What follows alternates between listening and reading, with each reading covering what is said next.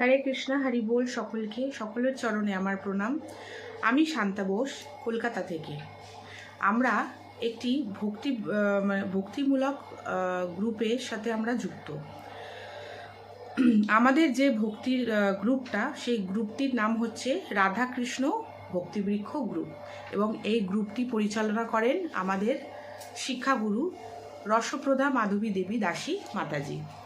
তিনি আমাদেরকে সমস্ত রকমের শ্লোক, ভক্তিটা কিভাবে করব, সমস্ত কিছু উনি আমাদেরকে শেখান। তো আমরা অনেকেই ভক্তিটা করতে চাই, অনেকেই আছি এমন ভক্তি করতে চাই, কিন্তু সঠিক জায়গাটা খুঁজে বের করতে পারি না বা সঠিক জায়গায় পৌঁছতে পারি না। তো আপনারা যারা চাইছেন ভক্তিটা করতে, সঠিকভাবে করতে, সঠিক সব কিছু শিখতে, যেমন বৃন্দারানীতে জল দেওয়ার সময় কোন মন্ত্র বলতে হয়, প্রদক্ষিণ করার সময় কোন মন্ত্র বলতে হয়, তারপরে সন্ধ্যা আরতি করার সময় কোন কীর্তনটা করতে হয়, বা মঙ্গলা আরতি ভোরবেলা যে আরতিটা করা হয় সে আরতি করার সময় কোন কীর্তনটা করতে হয়, এরকম আরও অনেক কিছু আছে যেগুলো জানার আমাদের আছে।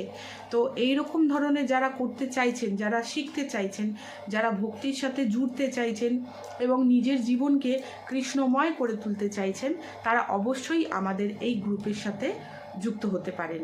তো আপনাদের স্ক্রিনে নাম্বারটা দেওয়াই রয়েছে, তো আপনারা অবশ্যই যুক্ত হতে পারেন। এটা হচ্ছে আমাদের শিক্ষাগুরু রসপ্রদা মাধবী দেবী দাসী মাতাজির নাম্বার। তো আমরা এই গ্রুপের মধ্যে থেকে কি কি শিখেছি তার মধ্যে কিছু জিনিস আপনাদের সাথে আমরা শেয়ার করব। তো কৃপা করে শ্রবণ করবেন এবং সাথে থাকবেন। শ্রীমদ্ ভগবদ গীতা প্রথম অধ্যায় 1 নম্বর শ্লোক। তো ধৃতরাষ্ট্র উবাচ ধর্মক্ষেত্রে কুরুক্ষেত্রে সমবেতাयुयुत्सवः মামকা পাণ্ডবাশ্চৈব কিম অকুর্বত সঞ্জয়। দ্বিতীয় নম্বর অধ্যায়ের 2 নম্বর অধ্যায়ের 13 নম্বর শ্লোক। দেহিনো অস্মিন যথা দেহে কৌমারম যৌবনম জরা তথা দেহান্তরঃ প্রাপ্তির ধীরস্তত্র না মুহ্যতি। তৃতীয় নম্বর অধ্যায়ের 27 নম্বর শ্লোক। তৃতীয় নম্বর অধ্যায়ের 27 নম্বর শ্লোক হচ্ছে প্রকৃতে ক্রিয়মাণানি গুণৈ কর্মাণি সর্বস্যঃ অহংকার বিমূঢ় আত্মা কর্তা অহম ইতি মন্যতে। আচ্ছা, এরপরে হচ্ছে 4 নম্বর অধ্যায়ের 7 নম্বর শ্লোক।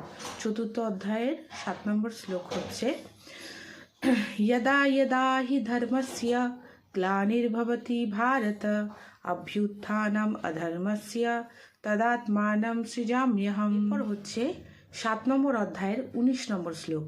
বহুনাম জন্মনামন্তে জ্ঞানবান মাম প্রপদ্যতে বাসুদেবঃ সর্বমিতি সমহাত্মা সুদুর্লভঃ। তো আপনাদেরকে যদি মনে হচ্ছে এই গীতার শ্লোকগুলো শুনে যে আপনিও এরকমভাবে শ্লোক বলতে চান, এই শ্লোকগুলোর মানে বুঝতে চান, শ্লোকগুলোর তাৎপর্য বুঝতে চান, তাহলে আমার মনে হয় আপনাদের অবশ্যই আমাদের এই ভক্তিবৃক্ষ রাধাকৃষ্ণ ভক্তিবৃক্ষ গ্রুপের সাথে অবশ্যই যুক্ত হতে হবে।